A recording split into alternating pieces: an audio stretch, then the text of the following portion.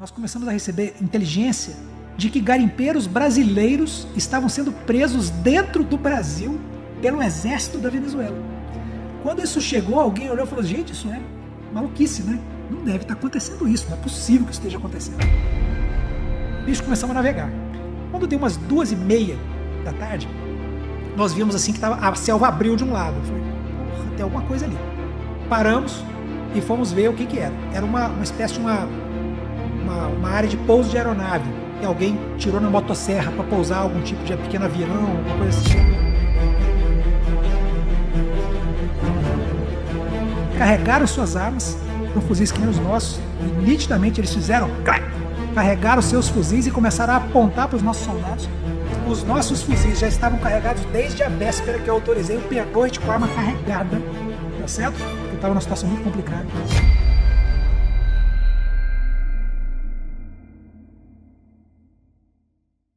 Sobre a Venezuela, a experiência na década de 90. Tá bom. Então o que aconteceu? Eu estava chegando, aí já é uma coisa pessoal, tá? Uma experiência pessoal, mas acho interessante.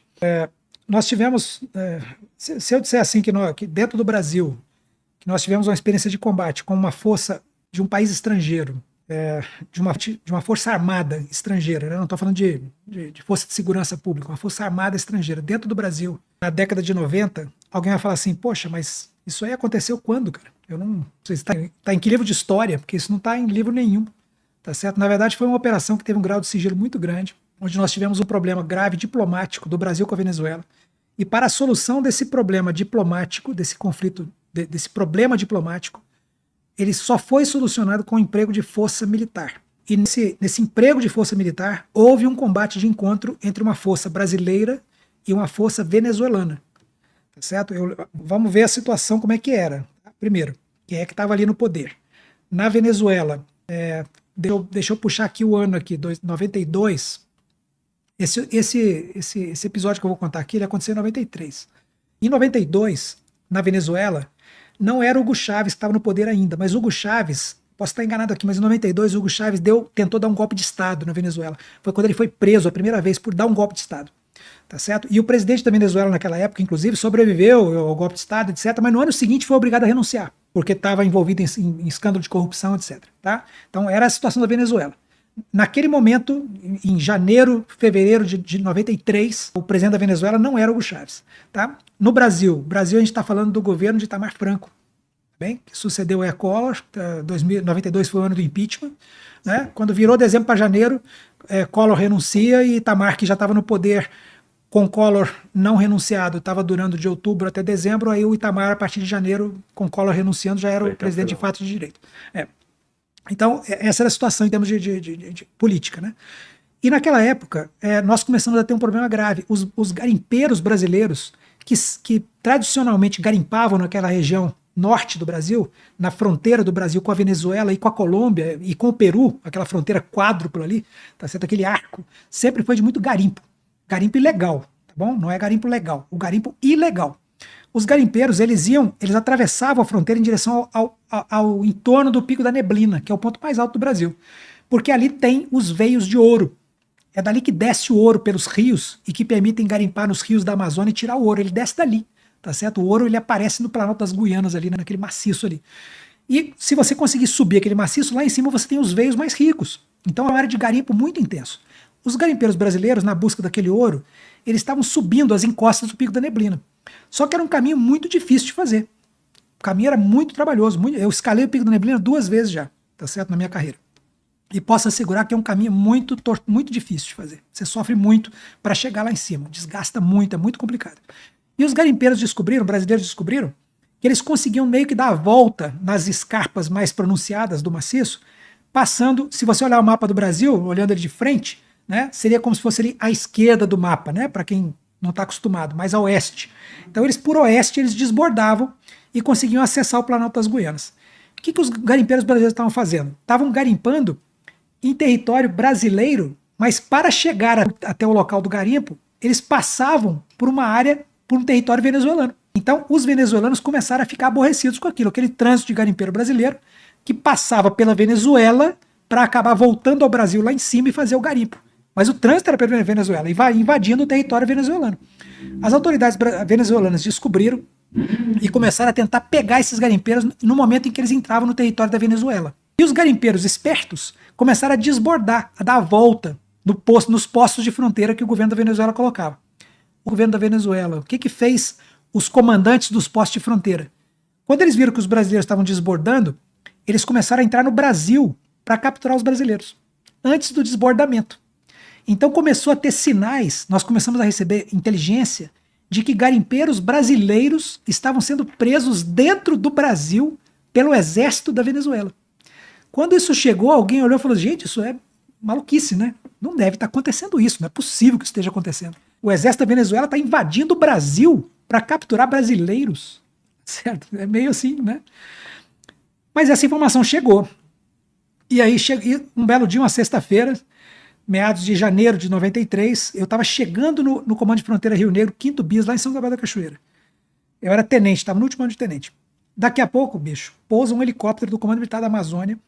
Dentro do helicóptero, um coronel que era o chefe da 2ª seção do Comando Militar da Amazônia, trazendo uma informação que não podia ser transitada pelo rádio. Reuniu-se com o meu comandante. Eu era o comandante de companhia. Naquela época, o Comando de Fronteira, nós tínhamos só 2 companhias. A companhia de fronteira e uma companhia de comando de serviço, que é a parte que faz logística. Tínhamos a companhia de fronteira, que cuidava dos pelotões de fronteira, e uma companhia de selva, que era a minha. Tá certo? Então eu tinha assumido o comando da companhia naqueles dias ali. Não tinha nem recebido a carga da companhia ainda. Tava contando lá para ver se tinha lá o número de fuzis e tal. E daqui a pouco me chega o coronel e fala assim, Ridalto, você é comando das Forças Especiais. Bicho, né? O coronel tinha assumido o comando do batalhão na semana anterior. Quer dizer, ele também não conhecia nada. O coronel chegou comigo. Tá certo? Ele olhou para mim e falou, Ridalto, tá vindo aí o chefe da 2ª seção do Comando da Amazônia, de helicóptero. Você fica perto aqui que ele vai pousar e alguma coisa tá acontecendo. Pousa o coronel do Comando da Amazônia, reúne-se com o comandante, chama Ridalto, e ficamos sabendo então que a inteligência tinha levantado este dado que eu acabei de informar aqui. Sim. Garimpeiros brasileiros inacreditavelmente pareciam estar sendo presos no Brasil pelo exército da Venezuela dentro do Brasil. A gente falou, gente, não pode ser verdade. O venezuelano não vai fazer essa atrapalhada. Vamos lá ver? E aí o chefe da 2ª seção, o E2 do Comando da Amazônia, falou assim, é isso que vocês têm que fazer. A gente quer que vocês vão lá ver. Tá certo? Vão lá ver. Se isso for verdade, Deus do céu, fotografa, filma, grava, tá certo? Pra gente poder usar, porque os garimpeiros brasileiros estão sendo presos, estão sendo levados para a capital da Venezuela. E estão lá presos nas prisões lá. Se nós descobrirmos que eles foram presos dentro do Brasil, se tiver um indício robusto disso, a gente vai conseguir diplomaticamente manobrar a soltura dos brasileiros. Porque, pô, ninguém vai reter eles lá se eles tiverem sido presos no Brasil. Não há legislação no mundo que ampare o Estado a fazer isso. E aí é sensível por isso, né? Porque gera problema diplomático. Nossa, né? Gente! E a escalada disso chega na questão militar. Imagina só se isso vaza naquela época, tá certo? Ainda mais com o conflito que estava tendo lá, o Chaves tinha dado um golpe de Estado, o bicho estava pegando. Bom, resultado, vamos montar então, vamos fazer uma missão bacana aqui. E lá o Comando de Fronteira Rio Negro, 5º BIS, ele tinha poucos oficiais naquela época. Tinha uma carência de mão de obra assim pesada ali, tá certo? Tanto é que eu era o comandante da única companhia de fuzileiros operacional e também era o chefe da seção de inteligência. Eu era o S2 da unidade. Então eu tinha inteligência comigo e a companhia comigo, tinha tudo comigo. Bom, chamei um companheiro de turma, que tinha lá o capitão Alcântara na época, tenente Alcântara, que era da minha turma de cavalaria, que comandava a companhia de fronteira. Eu falei, Alcântara, vamos fazer o seguinte, vamos montar 2 patrulhas. Vamos até Maturacá, tá certo? Que fica ali, é o último aglomerado humano antes do Pico da Neblina, né? Maturacá, um pelotão de fronteira. Vamos até Maturacá, cada um de nós sai com uma patrulha. Eu saio para oeste, para esquerda no mapa, e você sai para leste, para direita. Escolha os teus homens, você que conhece o batalhão, e por favor, me indique alguns, porque o Alcântara já estava lá. O Alcântara já estava lá desde o ano anterior. Ele sabia quem era quem, os soldados e tal. Então, Alcântara, escolha os teus para você e me indique alguns, porque eu não conheço ninguém. Tá certo? Eu vou na companhia de fuzileiros que eu comando, mas que eu acabei de chegar, e vou lá conversar com o pessoal para tentar levantar, saber quem é que tá lá, para descobrir, peneirar alguns. Aí montamos 2 patrulhas. O Comando Militar da Amazônia falou assim, ó, eu vou te dar 2 helicópteros. 2 helicópteros. Pantera, bacana. A aviação do Exército estava começando. Aí veio mais um Pantera. O do Coronel veio mais um, tá certo? Aí 2 Pantera. Alcântara embarcou num Pantera com o que se conseguiu botar lá dentro. Tá certo? Então ele montou uma patrulha com 7 militares e Ridalton entrou no outro Pantera com 7 militares. Eu e mais 6 militares, tá? Os do Alcântara, eu não lembro quem foi com ele. Eu lembro de um só. Porque quando eu cheguei lá, eu vim da AMAN. Eu era instrutor na AMAN. E eu larguei minha função de instrutor na AMAN para servir na fronteira. E, por coincidência, 2 aspirantes que foram meus cadetes do meu pelotão vieram comigo. Entendeu? Eu acho que ficaram sabendo que eu ia e foram voluntários para ir para a fronteira. Sim. Então veio o aspirante Cowper e o aspirante Raio. O Cowper, o tempo passou, ele foi coronel, comandou unidade e tal, e o Raio teve uma infelicidade, ele como capitão teve que deixar o exército, porque ele adoeceu, a saúde dele ficou comprometida, ele teve que deixar o serviço ativo. Aí Cowper foi com Alcântara e Raio foi comigo. Então comigo estava Raio, que era o meu subcomandante, Raio, aspirante oficial, formado pela AMAN, de infantaria. Tava o sargento Sarmento, segundo sargento recém-promovido, eu acho, Sarmento, que eu garimpei na companhia. Fui lá conversando, falei, eu quero um guerreiro de selva. Pô, eu não sou guerreiro de selva, vou pra selva, eu quero um guerreiro de selva comigo. O Raio não era também, o Raio era aspirante, naquela época o aspirante chegava sem curso nenhum. Sim. Falei, eu quero um guerreiro de selva. Aí falei, gente, me indica aí um guerreiro de selva macho. Eu quero aquele cara que come o bicho sem cozinhar. Aí, não, o Sarmento. Falei, beleza, veio o Sarmento para participar. Então eram 2 oficiais, eu e o Raio, Sarmento de graduado e 4 soldados. Porque era o que cabia no helicóptero e era o que ia caber na voadeira, que era o barquinho que a gente ganha lá, aquele barco regional, o botezinho a gente chama de voadeira. É um bote, não é um bote, né? É um barco de alumínio, tá certo? Que vai com motor de popa. E ele meio que voa mesmo, porque aquele motor, quando você liga ele, o barco quase decola. Aí, então, nós planejamos 7, podia ser mais, por que não era 15, 20? Porque não cabia na voadeira, não cabia no helicóptero. Então a restrição era de meios. Era o que tinha. E outra, a patrulha não podia demorar muito. Gente, tinha que resolver essa parada daqui a 2 dias, não podia ficar enrolando, não. Então montamos as patrulhas. A minha tinha, além de eu, Raio e Sarmento, tinha um soldado chamado De Paula. O cara era bom purinho, bicho. O cara, eu não sabia. Eu fui conhecer ele ali. O cara já tinha escalado o Pico da Neblina 2 vezes. Antes de qualquer militar ter escalado. O cara era foda mesmo. O cara foi acompanhando. Local. Ele era mineiro, mas ele foi um daqueles que foi pra fronteira para poder fazer aquela jogada de estabilizar. Manja, que ele ia pra lá, ficava um tempo, estabilizava. Sim. Então ele foi pra lá, mineirão. Tal. Mas o cara era bom purinho mesmo, cara. Já tinha acompanhado expedições geológicas para colocar os marcos de fronteira, por isso que ele tinha escalado. Entendeu? De Paula, beleza, esse aqui é meu. Peguei um outro mineiro chamado Portes, um cara que eu achei desmanivrado, foi no papo ali, falei, pô, esse cara acho que dá um cara bom, Portes, um cara bacana. Desmanivrado, bom, mineirão também. E disso aí que o senhor tá falando, eu tô lembrando do Forças Especiais, né? Não. Que vai recrutando e vai pegando aqueles que vão fazer. Bicho, o Alcântara, quando montou a patrulha, trouxe os nomes pra mim ver, cara, pra ver se tava tudo certo. Montamos junto. E aí foi montando. Foi montando.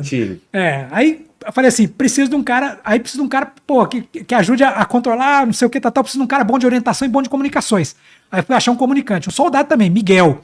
Porque esse eu sabia quem era. Esse serviu no batalhão de forças especiais, era um soldado de comandos. Eu falei, porra, o cara é comandos, bicho, o cara é comandos. Só tinha eu e ele de comandos lá, não tinha mais ninguém. Aí trouxe o Miguel, tá, paraquedista, comandos, beleza, Miguelzão. Pô, se não souber ligar um rato, tá errado, o cara é comandos. Trouxe o Miguel. Aí eu falei assim, agora só falta o piloto do bote, porque se precisar eu piloto, mas porra, eu com a minha vasta experiência, tinha acabado de chegar na selva, capaz de quebrar o motor, não consegui tirar o barco do lugar.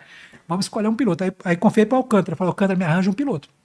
Alcântara, Ridalto, vou te dar o Fleury, porque o Fleury é índio. O Fleury é daqui, nasceu aqui, pô, o cara é daqui, o cara é índio, bom pra caceta e tal. Deu o velho Fleury lá, o Fleury tá. Então montamos uma equipe parruda minha, do Alcântara, não lembro quem foi, o Cowper, mais alguém. Cada um saiu pra um lado. Chegamos em Maturacá, olha só, decolamos às 6 horas da manhã do aeroporto de São Gabriel, de helicóptero. Levava 40 minutos de voo. Chegamos às 6h40, os 2 helicópteros pousaram lá em Maturacá. Não existia pelotão de fronteira em Maturacá naquela época, só tinha um destacamento, o pelotão ia iniciar as operações um ano depois. Então tinha um destacamento lá, umas casinhas, estavam construindo o pelotão de fronteira e tal, e tinha lá um tenente que revezava, todo mês ia um diferente, trocando lá, tinha um tenente lá que por revezamento. Mas chegamos lá, nos aproveitamos dos barracões que tinham para poder ajustar a tropa. Detalhe, hein? A tropa não sabia o que estava acontecendo, porque a missão era secreta. A missão não era reservada, a missão era secreta. Só o senhor e o Alcântara. Só eu e o Alcântara que sabia essa porra, mas ninguém. Os caras recrutados, sargento, cara, não sabia o que era. Tá certo? Os cabos, soldados, ninguém sabia. Então, quando chegaram lá, nós fomos explicar para os caras. Falaram, agora podemos contar para vocês. Porque enquanto estava em Gabriel, não podia contar. Agora eu posso. Sentamos lá, botei o sargentão lá, sentamos, falei, agora eu vou dizer o que nós viemos fazer aqui. Que eles não sabiam. Tá certo?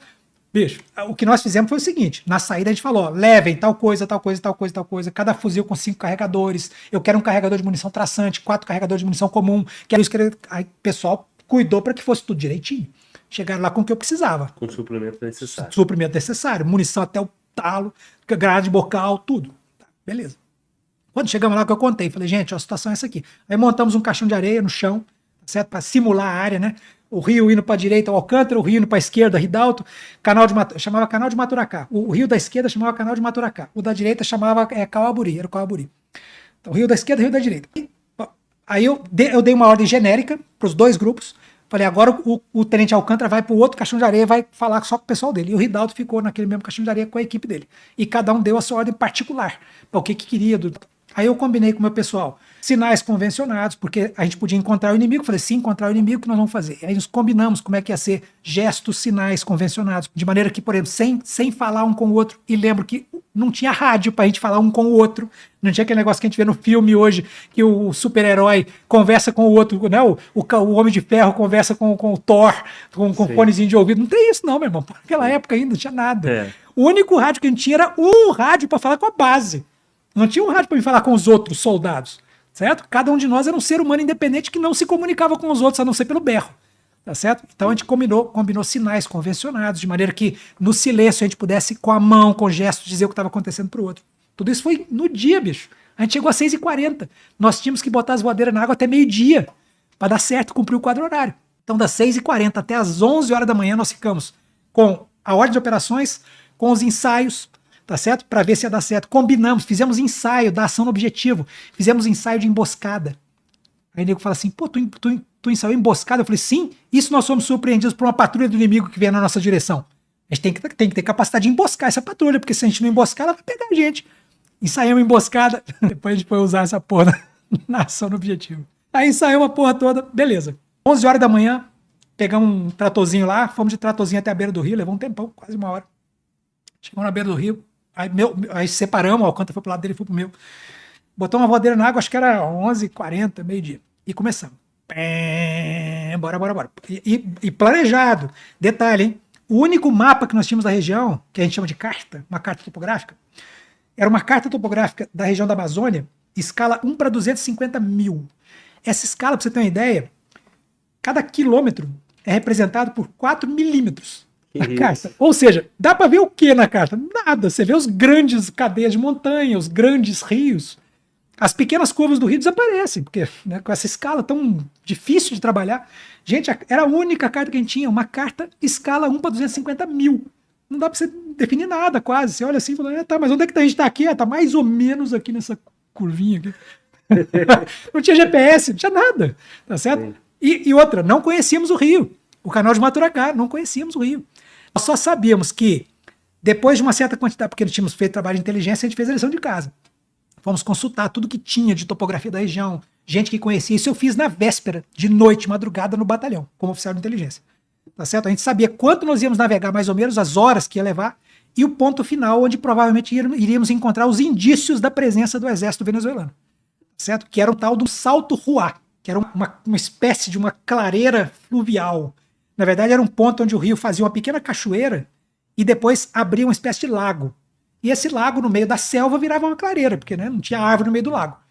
Então, íamos até o Salto Ruá. Só que, a deslocamento até o Salto Ruá, nós chegamos à conclusão de que não ia dar para fazer num dia só. Nós íamos ter que pernoitar no meio do caminho. Bicho, começamos a navegar. Quando deu 2h30 da tarde, nós vimos assim que a selva abriu de um lado. Eu falei, porra, tem alguma coisa ali.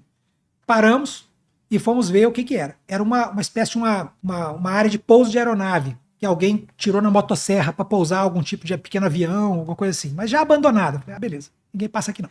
Volta para voadeira. Daqui a mais uma meia hora, encontramos uma pinguelinha, uma ponte, atravessando o canal de Maturacá, o rio. Aliás, o canal de Maturacá, só para ter uma ideia, assim, né, o rio amazônico, ele tinha 100 metros de largura. É um riacho amazônico, 100 metros de largura. Tínhamos uma pinguela, assim, de 100 metros de largura atravessando o canal, numa parte mais estreita, acho que tinha uns 50 metros. Aí paramos, descemos, dividi em dois, o Fleury ficou no bote, eu fui para um lado com 2 caras, eu fui para um lado com 2 caras. Percorremos a trilha dos 2 lados. Chegamos à conclusão de que era um possível ponto de passagem dos garimpeiros, mas que não estava sendo usado mais porque o cara da Venezuela tinha começado a pegar a cara lá. Beleza. Botamos a voadeira na água. Pé. Então aí vocês começavam a ter certeza Indícios de que estava acontecendo o negócio. que o negócio Estava realmente acontecendo. confirmava, né? É. Daqui a pouco, bicho, encontramos um botezinho vindo, descendo do canal de Maturacá, que a gente estava subindo. E no botezinho, 2 garimpeiros. Os caras, raquítico, de fome. Remando, porque não tinha motor de polpa, remando. Botezinho dos caras, mequetrefe, assim, tamanho de uma boia remando aquela boia lá. Aí paramos, cara, demos comida, demos bebida para eles, que eles estavam, né, queriam se alimentar. E falamos assim, bicho, vocês estão vindo da onde? Brasileiros, 2 caras. Aí eles falaram, chefe, lá no tal do Salto Ruá, que nós já sabemos onde é, a galera da Venezuela tá lá. Nós tentamos passar, quando vimos os caras, botamos na água o negócio, começamos a remar pra fugir. Porque eles vinham atrás da gente. Ou seja, tivemos a confirmação de que tinha gente. Aí eu falei pros caras, bicho, que Venezuela é isso? É guerrilheiro? Tá vestindo o quê? Falei, não, é exército, tá de Regular. camuflado, tá vestindo uniforme verde, sei lá o que é. Tá, exército. Eu vi os caras, tinha um fuzil, um fuzil. Falei, pô, exército mesmo. Falei, porra, confirmou, exército. Aí falei pro pessoal, gente, já é 5 horas da tarde, não tem como a gente chegar. Vamos voltar para perto da trilha que a gente localizou e vamos pernoitar. E amanhã nós vamos seguir. Aí voltamos para a trilha, fizemos um acampamentozinho sem. Os 2 grupos. Não, só o meu, porque o do Alcântara já estava longe. Né? Já juntamos. Já, não tinha trilha, como comunicar com ele. Não tinha como comunicar. Tá certo? Não tinha como comunicar. A gente estava na selva fechada, não tinha como fazer. Sim. Aí juntamos, pernoitamos ali sem fazer fogueira, sem nada, porque pô, vai revelar a posição. Vai que o venezuelano está transitando de bote aqui, vai ver. Então, nos camuflamos dentro da selva, né? Não acendemos fogo nem nada, pernoitamos ali. De manhã cedo acordamos de madrugada, fizemos a camuflagem individual. Tá certo? Pintamos a cara, que a gente tinha levado equipamento de camuflagem, tá certo? Para poder na selva, poder não ser visto. Entramos no bote novo, falamos, agora nós vamos encontrar o inimigo, certo? Também diz robusto aí de que vai ter. Chegamos no tal do Salto Ruá, tava chovendo muito, muito. Deu pra gente ir de motor ligado mais um pouco, depois nós desligamos, fomos no remo. Chegamos no Salto Ruá, encostamos a voadeira, já tínhamos combinado, isso tudo tinha sido ensaiado. Não falamos uma palavra. Fleury ficou no bote, sozinho, arriscado, deixar um cara sozinho, mas não tinha jeito, nós éramos apenas 7, né? Não tinha como desfalcar mais a equipe. Então, como o Fleury estava numa posição bem recuada, falei, já tínhamos ensaiado, nada foi dito. Fleury só encostou o bote, nós descemos, Fleury ficou. Fleury ficou no bote. Eu e os outros 5, o Sarmento e os outros soldados, fomos na direção do suposto inimigo. Né? Rapaz, chegou num ponto que nós encontramos um marco de fronteira. Eu falei, beleza. Isso é o que eu preciso, porque o marco de fronteira vai dar a certeza de que nós, por engano, naquela carta de 1 para 250 mil, de que nós não invadimos a Venezuela. Porque vai que eu, por engano, invado a Venezuela. Aí o feitiço vira contra o feiticeiro. O exército brasileiro não tem entrado na Venezuela. Imagina que vergonha a gente ser visto lá. Encontramos o marco, que a gente sabia que existia, tinha um indício, alguém tinha dito que existia um marco ali. Achamos o marco. Quando chegamos no marco, também não dissemos nada um para o outro, já era combinado, foi ensaiado isso. Eu fiz um sinal convencionado para o Raio. O Raio pegou 3 soldados e foi mais à frente na direção da provável vinda do inimigo, na direção do que seria a suposta base deles, que a gente imaginava que fosse na cachoeira do Salto Ruá. Tal. Raio foi naquela direção, espalhou os elementos, lembra, são 4 elementos. Raio, 3 soldados, Miguel, Portes, De Paula, que é o mineirão. Raio montou um dispositivozinho, como nós ensaiamos, para fazer uma emboscada. Tá certo? Então ele montou o que nós chamamos de uma zona de matar. Né? Ele colocou 2 de um lado, 2 de outro, numa posição ligeiramente elevada, porque o terreno na Amazônia não é uma planície igual essa mesa, ele tem movimentos. Então ele aproveitou pequenos movimentos, colocou 2 de um lado, 2 do outro, olhando para baixo. E fez ali uma zona de matar, típica de uma área de emboscada, para você, né, eliminar alguém que você acha que vai ameaçar você.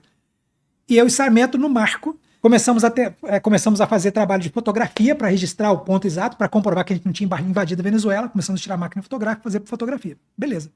Daqui a pouco, bicho, eu começo a ouvir o Raio gritar que nem um louco. Exército brasileiro! Mão na cabeça, exército brasileiro! Cara, aí eu comecei a ouvir os outros soldados gritando, De Paula gritando, exército brasileiro, meu! Aquele gente mineiro, meu, não sei o que, aquela gritaria. Aí eu olhei pro Sarmento, eu falei, Sarmento, fudeu. Bora lá ver o que tá acontecendo. A distância era 50 metros. Bicho, bora lá. Aí, Sarmento, chegamos. Como nós chegamos, sabíamos onde o Raio estava, e o dispositivo que ele tinha adotado, eu já sabia o que ele tinha feito. Tá certo? Nós já chegamos sabendo por onde entrar no negócio. Eu chego lá, eu encontro o Raio saindo da posição que ele estava ocupando. Não dava para ver os 3 soldados, porque estavam muito bem camuflados. Estavam cara pintada, né, usando o terreno para se camuflar. Mas eu, com a certeza de que eles estavam ali, falei, gente, a nossa segurança está no terreno, né? E na minha frente tinha 11 venezuelanos. Que eu, na hora, não consegui contar os 11. Depois eu fiquei, depois a gente conta, né? Depois que eles estão amarrados no chão com a mão na cabeça, você conta para ver quantos são.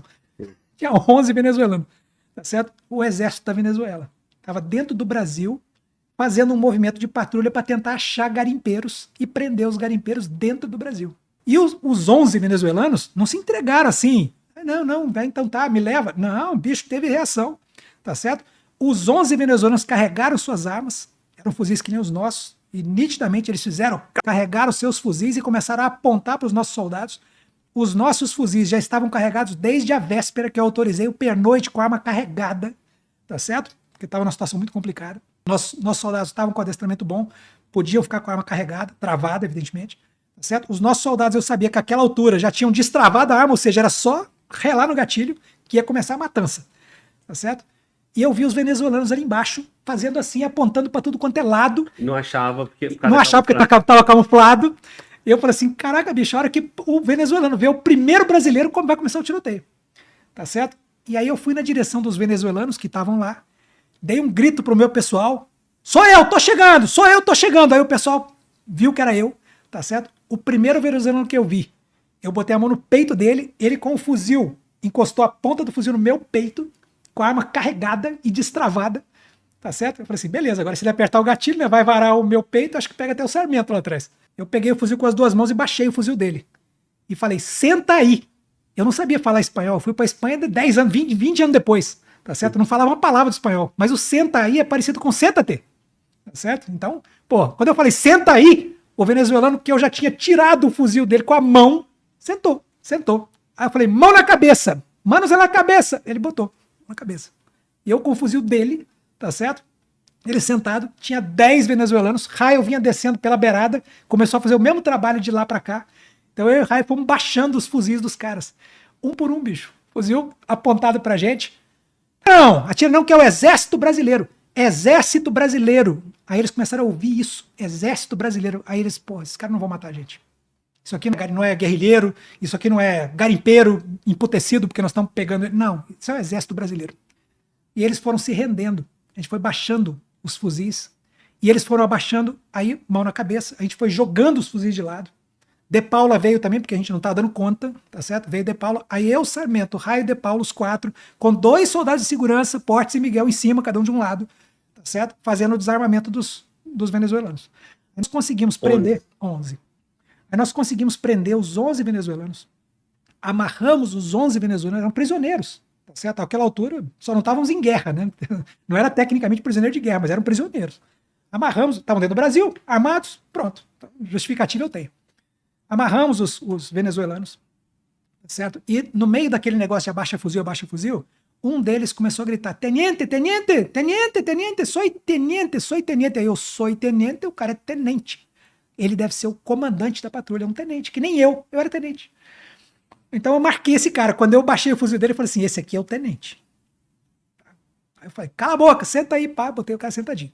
Depois que a gente tirou o fuzil de todo mundo, aí eu fui pro tenente e falei assim, você é o tenente? Aí ele, sou tenente. Aí eu falei assim, então vamos conversar. E nisso o Raia tá com os outros lá amarrando, terminando de juntar as armas, aí desce os outros 2 soldados, e o Fleury louco lá no bote, não sabia o que estava acontecendo, aquele griteiro maluco lá, tá certo? Não teve tiro porque a gente baixou um por um os fuzis, cara. E as armas, todas elas carregadas. Todos os fuzis que a gente baixou, estavam todos carregados. Quando rendeu o primeiro, já pegou ele como, de alguma forma, ali, quando eu falei para ele sentar, pra segurar os outros? Não, quando eu falei senta-te, quando eu falei né, senta aí, primeiro, né? Ele sentou. E isso foi bom, porque o que vinha de trás, o segundo, sentou automaticamente. Quando ele viu, talvez o primeiro, não era o tenente eu sabia quem era, mas talvez o primeiro fosse um sargento, não lembro, tá certo? Então, ele vendo o graduado sentar, o de trás, que devia ser um soldado recruta, sentou também. Então isso facilitou, gerou um efeito cascata. E ele já foi 2, eu tive que ir no terceiro. Eu só peguei no segundo que sentou, peguei o fuzil dele e joguei pra longe. Que depois a gente teve que procurar aqueles fuzis pelo mato lá. Certo? Aí, no final das contas, o que a gente tinha? Nós tínhamos 11 venezuelanos, 10 deles amarrados, porque o tenente já tinha soltado para fazer comigo. Aí peguei 2 seguranças, fomos eu com 2 soldados e o tenente. Eu falei, agora, bicho, você vai dizer para mim o que eu preciso saber. Tá certo? Eu falei para ele, e falei em português, porque não sabe, eu sou do exército brasileiro, E eu preciso saber onde é a sua base. Onde é a sua base. E base é a mesma palavra. Ah, me base, sim, me base. Tal. Aí ele começou a apontar direções, começou a levar a gente numa demonstração de boa vontade, porque a tropa dele estava toda rendida. Tá? Chegava a ser humilhante. Eles estavam no chão, alguns de joelho, outros sentados, mas com a mão amarrada, né? E a gente amarrando. Nós amarrávamos com aquele. Quando nós montamos a patrulha, nós planejamos o seguinte: se nós fizermos prisioneiro, nós temos que amarrar os prisioneiros. Vamos levar aqueles negocinhos de.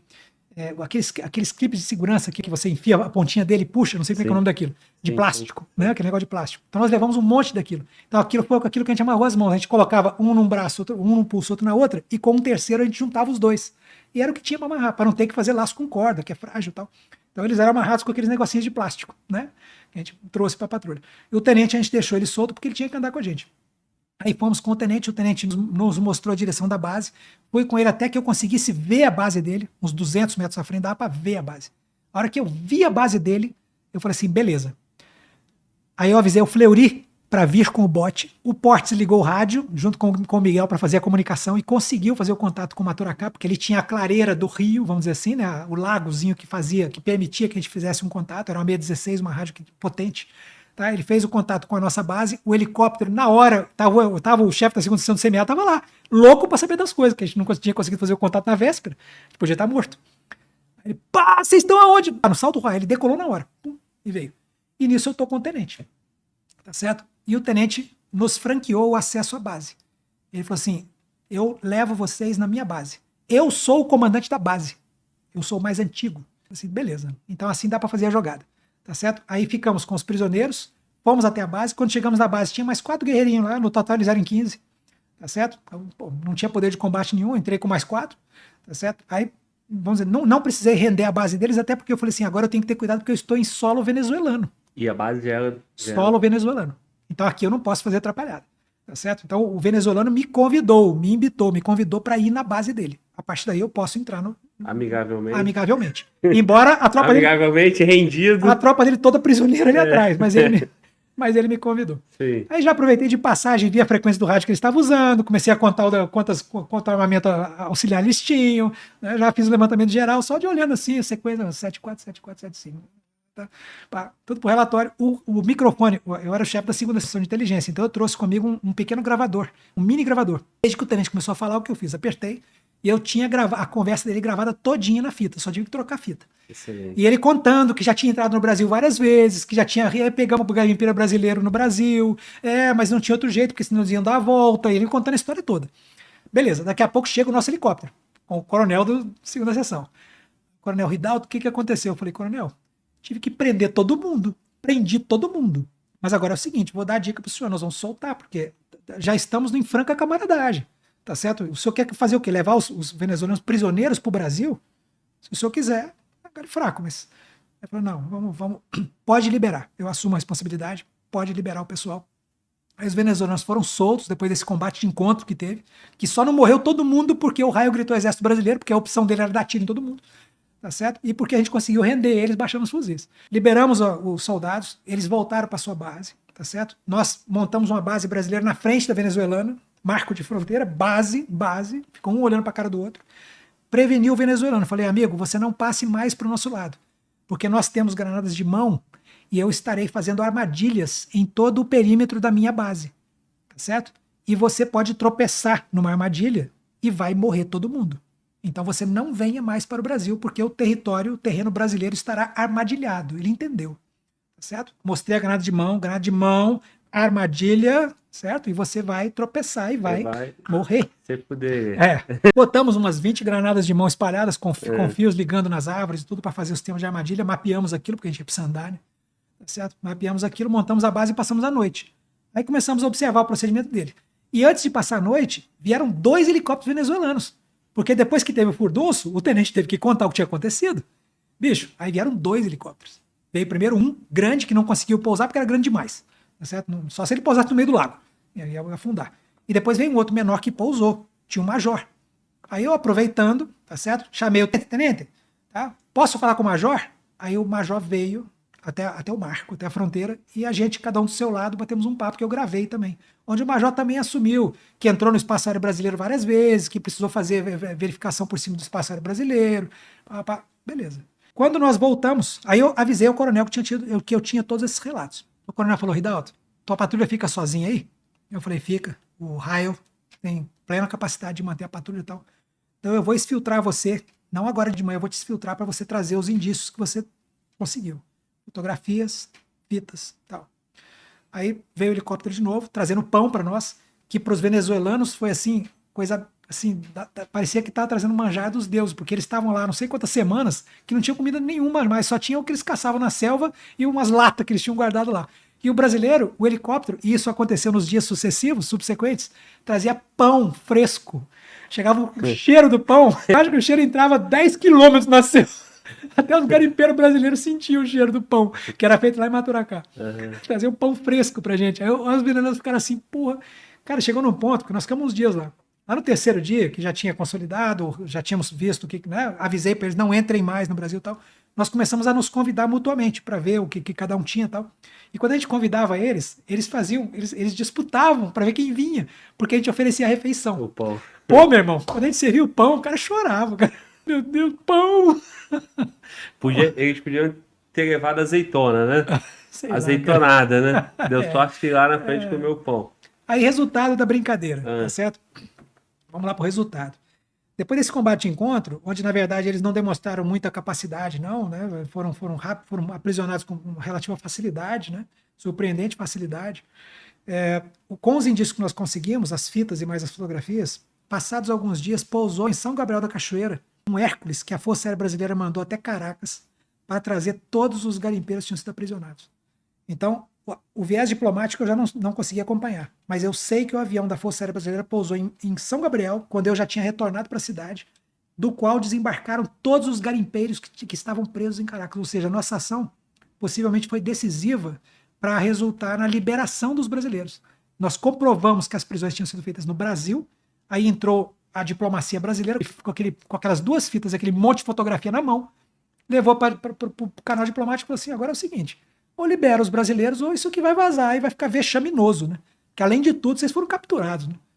E aí liberaram todos os brasileiros, acho que uns 20 ou 30 brasileiros pousaram no Hércules, lá em São Gabriel da Cachoeira, e contaram que estavam presos lá em Caracas, papá. É bacana. Sensacional, cara. Que relato, Teve um combate de encontro, cara. Meu irmão, e ali também muita maturidade da nossa tropa, né? Muito. Porque, para quem tá assistindo, quem assistiu esse relato até aqui, vocês estavam camuflados. Dois combatentes brasileiros facilmente acabava com os 11 ali. Facilmente. Né? Não, todos seriam mortos, todos eles. Tá certo? Nós estávamos, cada homem brasileiro tinha 5 carregadores de munição, tinha 100 tiros de 7,62 no seu fuzil. Tá certo? Tinham as pistolas ainda, que todos estavam com pistolas. Tá certo? Então nós tínhamos ali um poder de fogo ali de mais de 700 possíveis disparos a serem feitos para eliminar 11 pessoas. Certamente todos teriam falecido. E bem posicionado, pensado, estratégico. Não. Ensaiado, nós ensaiamos, né? Isso aí. Os pontos ali. Sabemos. Tanto foi assim que o senhor chegou sem ser percebido, camuflado, e tomou, desarmou, rendeu o cara. Foi assim. A ponto de render. Foi uma operação de mega sucesso por ter evitado tudo isso, né? Foi. Depois nós fomos muito elogiados. Inclusive, na minha folha de alterações consta o registro dessa ação, que é um documento sigiloso, mas ele consta como elogio individual, não é consignado a mim pelo comandante Aliás, o meu elogio foi consignado pelo comandante militar da Amazônia. Não foi nem pelo meu comandante de batalhão, nem pelo comandante da brigada. Então, o elogio que consta nas minhas alterações veio do general 4 estrelas, comandante militar da Amazônia, que fez pessoalmente o elogio em uma página nas minhas alterações, narrando a ação e consignando o elogio. Esse elogio, inclusive, foi base depois para um estudo que acabou, alguns meses depois, o Exército Brasileiro resolveu conceder para mim e para o aspirante Raio as medalhas do Pacificador com Palma. Essa medalha do Pacificador com Palma, ela é uma raridade. O Brasil tem apenas uma medalha de guerra, que é de combate, de sacrifício em combate, ferimento em combate, que é a medalha Sangue do Brasil. Essa medalha não é concedida em tempo de paz. Tá certo? Em tempo de paz, a medalha mais próxima disso chama-se Medalha do Pacificador com Palma. A medalha do Pacificador muita gente tem. Com Palma, você tem que ter participado de uma missão com risco real de vida. Então essa é a diferença. Então, por essa ação do combate-encontro, e pelo fato de nós termos desarmado, e termos evitado as mortes, tá certo? Eu e o Raio ganhamos a medalha do pacificador com palma. E depois eu fui brigar junto com o comandante do batalhão. Eu falei pro Coronel Castelo Branco isso, falei, general, o risco de vida foi o mesmo. Não importa se o soldado Portes ficou camuflado no meio do mato. Se tivesse um tiroteio ali, podia ter sido atingido. Não importa se o soldado De Paula chegou antes ou depois lá nos prisioneiros. Não importa quem botou a mão no fuzil, quem não botou. A medalha. O camarada do barco lá podia estar sozinho. Falei, gente, mas sozinho, tá certo? E se a patrulha tivesse vindo por outra direção, tivesse chegado no barco primeiro, ele sozinho lá. Então, quando você vê isso, os 7 integrantes dessa equipe deveriam ter sido agraciados com a medalha. Eu fui ao comandante de batalhão, pedi para interceder junto ao comandante militar da Amazônia, mas a resposta que veio aqui é uma medalha tão rara, mas tão rara, que o Exército não vai conceder 7 de uma vez. Vai fornecer para os oficiais. O Sargento Sarmento, pô, é uma medalha tão diferenciada que na escala de medalhas, vamos dizer assim, ela dá uma quantidade de pontos que alavanca o camarada nas promoções, certo? Para um oficial, a promoção chega mais cedo ou mais tarde. Para um sargento, ela pode demorar muito, porque ele não tem os pontos. Sim. Então, o Sarmento, por exemplo, se tivesse recebido a medalha do pacificador com palma, teria saído primeiro sargento certamente antes da data que saiu, porque teria tido a medalha na sua folha corrida. Sim. Mas o fato de eu e o Raio termos sido agraciados, assim, descontado esse fato de que todos deveriam ter recebido, o fato de termos sido agraciados nos destacou muito, tá certo? É uma medalha tão importante que na minha farda, como oficial general, eu só usava ela. Eu tenho mais de 30 condecorações, tá certo? Eu sou um dos oficiais, modéstia à parte, que mais condecoração tem. Eu tenho cerca de quase 40 condecorações, tá certo? E quase todas elas, condecorações de uso no fardamento, ou seja, eu podia empilhar a medalha aqui no meu peito que ia chegar até minha garganta, tá certo? Na minha farda eu só usava uma medalha, a medalha do pacificador com palma. A maior de todas. E quando alguém via esta medalha, tinha gente que botava a mão nela para ter certeza que era mesmo uma medalha do pacificador com palma. Porque você contava no serviço ativo do Exército Brasileiro com 200 mil homens. No serviço ativo, se tinha 10 pessoas com a medalha do pacificador, era muito. No serviço, incluindo eu e o Raio. Com palma. Então, assim, é uma mostra que o Exército Brasileiro valorizou a ação que foi feita. Eu só lamento que os outros integrantes não tenham tido essa mesma comenda, porque todos mereceram igualmente. O fato de eu ter sido planejador, o Raio, o principal executor da ação de emboscada, etc., não tira um milímetro do risco que os outros sofreram para fazer a ação. E o diferencial da medalha é o risco. Então... Perfeito, irmão. Parabéns pela medalha, pela ação e com destaque também para o merecimento, compreensão do merecimento de todos os 7, né? Claro. Porque isso aí honra a gente saber que o comandante tem essa sensibilidade. Pode ter certeza. Não, essas situações assim, né? Todas as operações especiais, né? Os policiais também, operações especiais. São muito exigidos. Tá na Marinha, né? Os comandos e tal. Cada um tem ali a sua forma de formar, né? E em todos eles tem esses elementos do que operações especiais precisa ter, né? O Comandos, cara, com tudo isso que o senhor falou, o que diferencia, assim, o Comandos, cara, para poder ter esse emprego de ações de comandos, esse caveira aí do Exército? Bom, o que diferencia é que você tem na sua mão um elemento muito confiável. Quando você entrega uma missão de combate para um elemento que tem esse tipo de preparação e que psicologicamente sabe que o seu limite é muito adiante daquilo que um ser humano normal acha que é, ele vai cumprir uma missão que ninguém mais consegue cumprir. Então a chance de você, numa missão extremamente difícil, de você ter êxito com uma tropa de comandos, ela é muito maior do que com uma tropa convencional. Então a probabilidade de você atingir o objetivo, de você conseguir conquistar aquele objetivo militar, de você destruir o que destruir, capturar o que tem que capturar, né, é muito maior se você tem uma tropa desta natureza, que já foi provada nessas situações que eu falei aqui. Tá certo? Dizem, né, que nada se assemelha ao combate, o combate é o combate. Mas eu acho que o que chega mais próximo é o treinamento que a gente faz para a tropa de comandos. Então eu me lembro que eu era cadete da AMAN e me apaixonei pela tropa de comandos como cadete da AMAN. Tanto é que quando eu terminei a minha formação como cadete, no meu 4º ano, abriram essas vagas para transferência que eu falei, que eu comentei aqui. Uhum. Alguns foram para a Brigada Paraquedista, outros foram para a Selva, outros foram para vários lugares. Tinha inclusive vaga aberta no então Batalhão de Infantaria Blindada de Campinas, que era onde minha mãe estava, minha família estava. Tentador, né? Interior de São Paulo, bacana. Sei lá. Tá certo? Mas tinha praia, tinha um monte de lugar bacana. E aí eu perguntei para um grande chefe, líder que nós temos, chamado Excher. Quem conhece, sabe. Coronel Excher, na época, ele era instrutor-chefe do curso básico na academia. E ele era um cara comandos. Engraçado, não era forças especiais, era só comandos. Se é que se pode dizer isso, só comandos. Então, mas o Coronel Excher estava lá. eu já tinha me apaixonado pelos comandos. Eu tinha tido a oportunidade de visitar o Batalhão de Forças Especiais recém-criado, porque, como eu falei, foi criado em 85, eu estava me formando em 87. Né? Mas é sorte, eu tive um instrutor chamado Cid, o Capitão Cid, que na época, que morreu depois como coronel, morto por bandidos. O coronel Cid, ele era instrutor na AMAN e eu fui ser adjunto na companhia dele como cadete, ajudando ele com os cadetes moderninhos que ele tinha lá. E ele nos levou para ver o batalhão.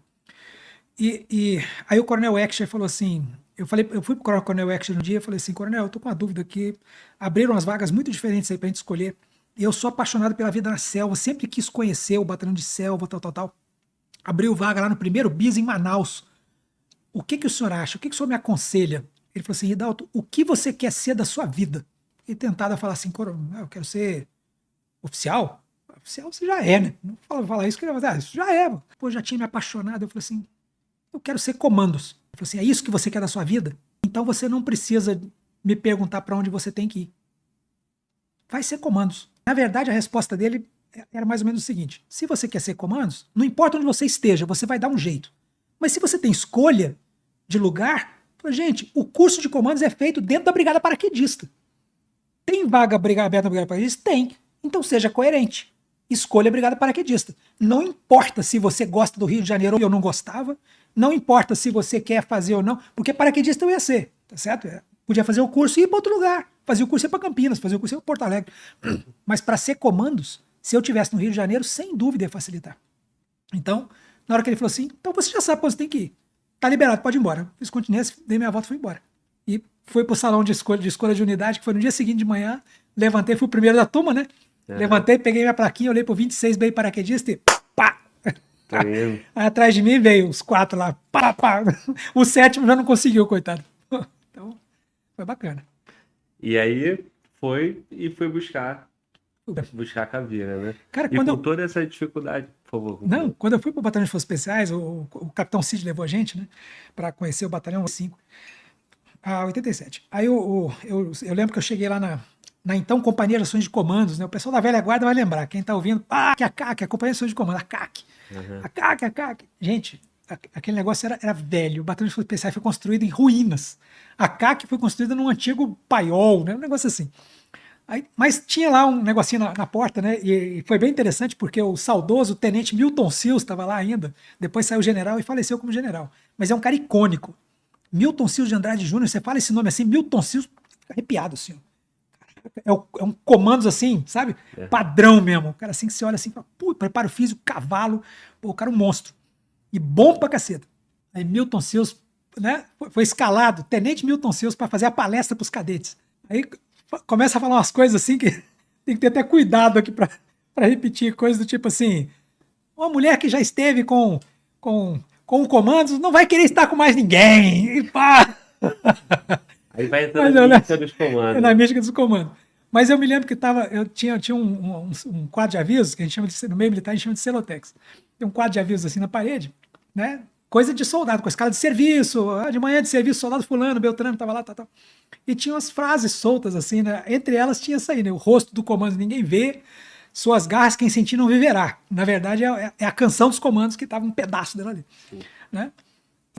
E tinha uma que falava assim, os comandos não morrem, eles desaparecem, para reagrupar no inferno, onde atormentam o demônio. Eu guardei aquilo e falei, gente, esses caras devem ser um bicho, atormentar o demônio. E nessa aí foi se apaixonando.